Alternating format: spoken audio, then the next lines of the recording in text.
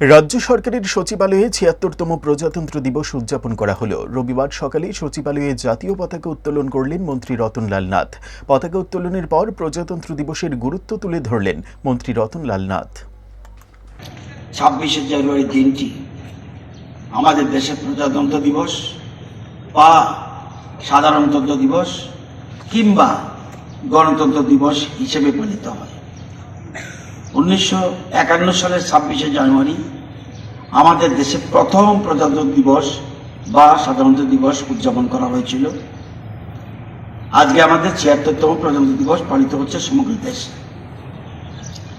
আমরা সবাই জানি 15 আগস্ট 1947 স্বাধীনতা দিবস, 26 নভেম্বর 1949 সংবিধান দিবস এবং 26 জানুয়ারি 1950 প্রজাতন্ত্র দিবস। এবারের আমাদের ৭৬তম প্রজাতন্ত্র দিবসের মূল থিম বা বিষয় রাখা হয়েছে স্বর্ণিম ভারত, বিরাসত और বিকাশ। ইংরেজিতে বলতে হয় golden India, heritage and development.